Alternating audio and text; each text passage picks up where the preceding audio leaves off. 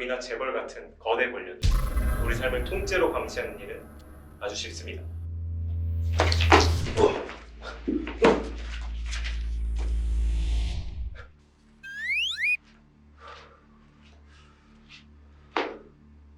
옛날처럼 사람이 직접 누군가를 미행하며 그 사람이 뭐 하는지, 누굴 만나는지, 뭘 먹는지 이런 거를 일일이 감시할 필요가 없어졌습니다. 왜냐? 우리는 모두 통신하며 살고 있거든요. 자, 여기 몇 가지 이야기가 있습니다. 해리 씨는 평범한 직장인입니다. 아침 일찍 출근해 매일 바쁘고 피곤한 하루를 보내며 살아갔죠. 다른 사람들처럼 야근도 아주 자주 합니다. 어찌 보면 지극히 평범한 우리 일상이죠. 해리 씨는 가끔 주변에서 열리는 대형 집회에 참여하기도 했습니다.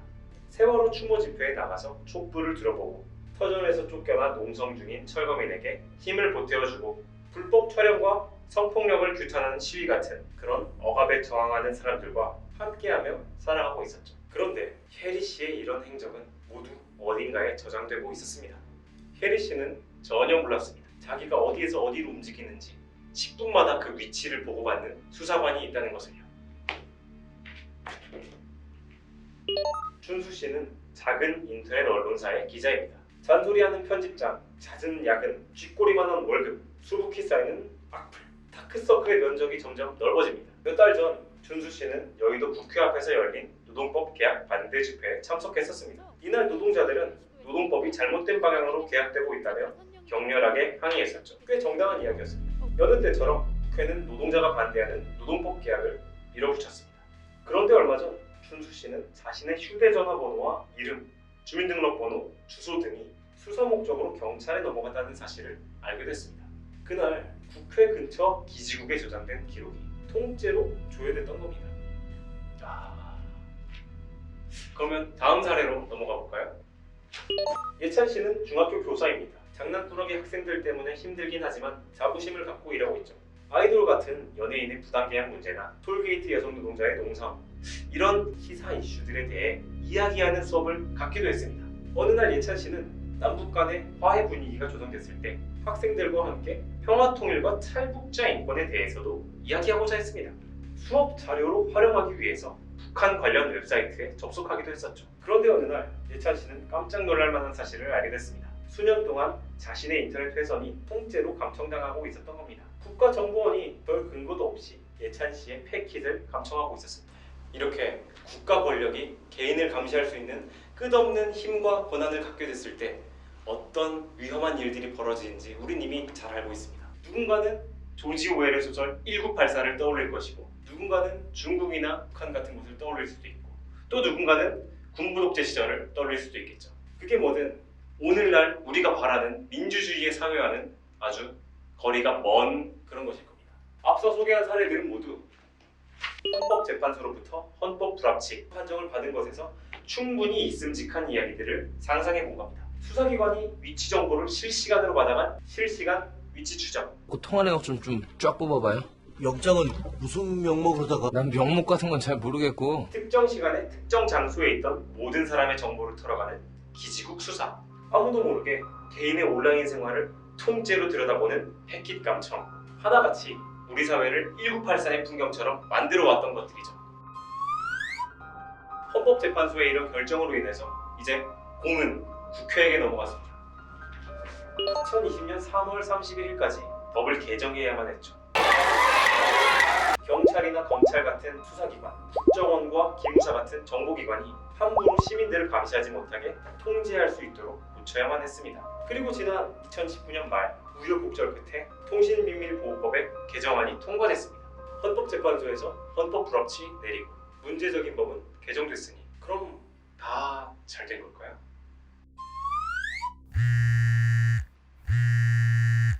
우리가 휴대전화로 통화를 하면 특정 기지국을 거쳐서 다른 곳으로 연결이 됩니다.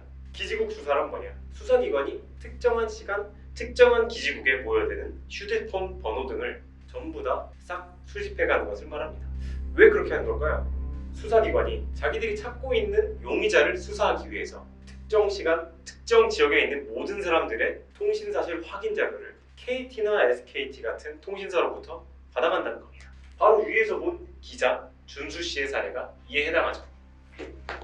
준수 씨는 집회 참가자가 아닌 기자일 뿐이었지만 단지 그 주변에 있었다는 이유만으로 준수 씨에 대한 정보가 수사기관에 넘어간 겁니다. 준수 씨 자신도 모르는 사이에 말이죠. 이렇게 기지국 수사를 통해 수사기관이 집회 참가자의 전화번호를 알게 되면 그 사람의 이름과 주민등록번호 또한 연달아서 알 수 있게 됩니다.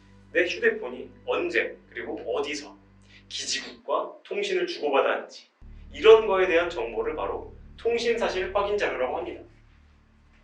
헌법재판소는 이런 통신사실 확인 자료가 비내용적 정보이긴 하지만 여러 정보의 결합, 분석을 통해 정보 주체에 대한 다양한 정보를 유추해내는 게 가능하므로 통신 내용과 거의 같은 역할을 한다고 봤습니다. 이것이 강력한 보호가 필요한 민감한 정보이기 때문에 통신의 내용과 더불어 통신의 자유를 구성하는 본질적인 요소에 해당한다고 했습니다. 바로 이런 근거로 헌법 불합치 판결이 내려진 거죠.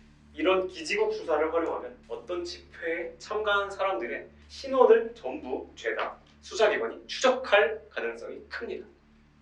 예를 들어 수사기관은 광화문 광장 근처에 용의자나 수사 대상이 하나 있었다는 이유만으로 광화문 촛불 집회에 나간 수십만 명의 신상을 전부 파악할 수 있는 거죠. 아주 손쉽게 말입니다. 물론 이런 수사 방식을 아예 못 쓰게 해야 한다는 건 아닙니다. 하지만 아주 엄격히 다뤄야 할 개인정보인 만큼 통신사실 확인 자료를 제공받는 요건도 그만큼 까다로워져야 한다는 거죠.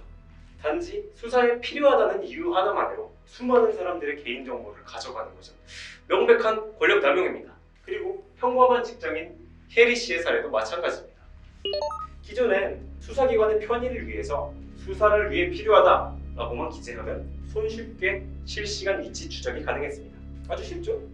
그래서 헌법 불합치라는 결론이 나온 거고요. 하지만 통신비밀보호법은 제대로 개정되지 않았습니다. 개정된 법은 다른 방법으로 수사가 어려운 경우 보충적으로만 실시간 위치 추적, 기지국 수사를 할 수 있게 했는데요.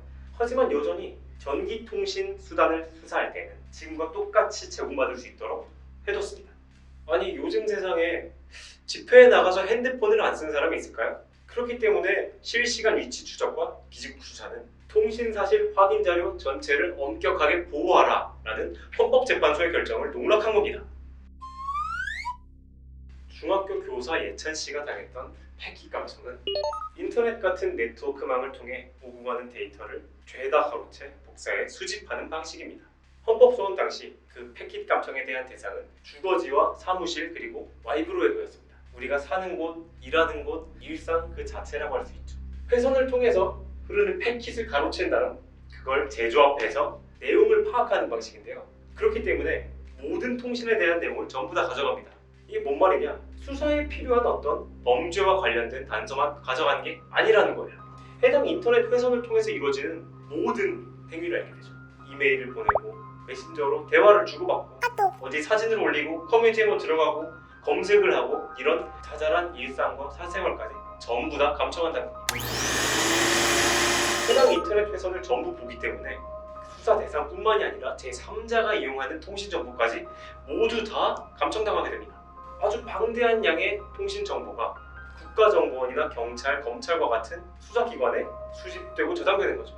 헌법재판소는 이렇게 저장된 정보를 국정원이나 수사기관이 다른 목적으로 쓸 가능성을 우려했습니다. 아주 위험성이 큰 감청 방식이기 때문에 헌법 불합치였던 거고 굉장히 강력하고 엄격한 사회적 통제 장치가 필요한 건 정말 당연한 일이겠죠. 하지만 이번 개정안은 이 역시 고치지 못했습니다. 패킷 감청을 통제하기 위한 장치가 전혀 없어요. 네버.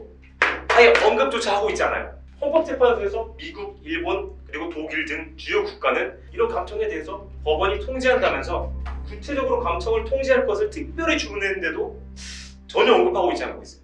어떻게 이렇게 허술하게 개정을 할 수가 있죠? 패킷 감청의 99%는 국가정보원에 의해 집행됩니다. 그리고 그들이 이 감청 집행을 어떻게 해왔는지, 어떤 정보를 취득해 관련 없는 정보는 제대로 처리했는지 그런 거를 전혀 알 수 없을 뿐더러 감청당한 사람이 어떤 사유로 감청을 당했는지도 전혀 알 수 없습니다. 심지어 수사가 길어지거나 중간에 기소 중지 처리되는 경우에는 자신이 감청당했다는 사실조차 알 수가 없습니다. 감청이 뭐 특정한 범죄 수사를 위해 어쩔 수 없이 집행되는 그런 과정이 아니라 단순히 특정 인물, 특정 단체의 동향을 파악하고 그에 대한 정보를 수집하기 위한 목적으로 집행되고 뭐 그렇게 쓰여도 아주 심각하게 남용되더라도 전혀 알 수 없는 겁니다. 사실 이에 대한 통제 장치를 마련하는 건 그렇게 어려운 일은 아닙니다. 정보기관이 자의적으로 감청을 시작할 수 없게 적법한 절차를 통해 집행하게끔 감청에 대한 그 요건을 강화하고, 감청 집행 단계에서도 그 해당 요건에 해당하는 게 맞는지, 인권 침해만 계속되는 건지 법원이 이를 감독할 수 있게 하고, 감청 기록에 대한 원본을 법원이 보관하며 감청당한 당사자에게 이 사실을 알려주고, 당사자가 그 감청 내용을 확인할 수 있게끔 해주는 등의 절차를 마련해주면 됩니다. 아니, 이 정도라도 하자는 겁니다. 미국이나 독일, 일본 등 주요 국가에서는 이미 시행하고 있는 최소한의 통제 장치거든요. 헌법재판소의 결정은 국가 권력이라는 이름으로 시민들에 대해 무차별적으로 감시를 행해온 수사기관과 정보기관에 대한 통제 장치를 마련할 기회였습니다. 통제받지 않은 권력이 시민들을 어떻게 괴롭혀왔는지, 그리고 민주주의를 어떻게 해쳐왔는지 우린 잘 알고 있습니다. 매일 충격적인 뉴스가 반복돼도 별 감흥이 안 느껴질 정도로 잘 알고 있죠. 역사는 항상 앞으로 나아가는 것만은 아닙니다. 항상 진보하는 게 아니에요. 우리 사회 또한 언제든 거꾸로 갈 수 있습니다.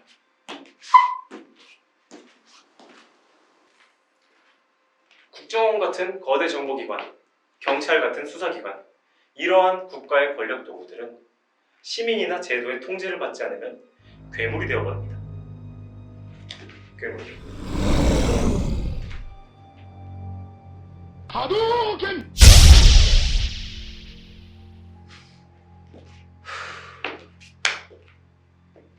정보인권과 민주주의를 지켜야 합니다. 통신비밀보호법을 올바르게 개정하는 것, 바로 그 첫걸음입니다.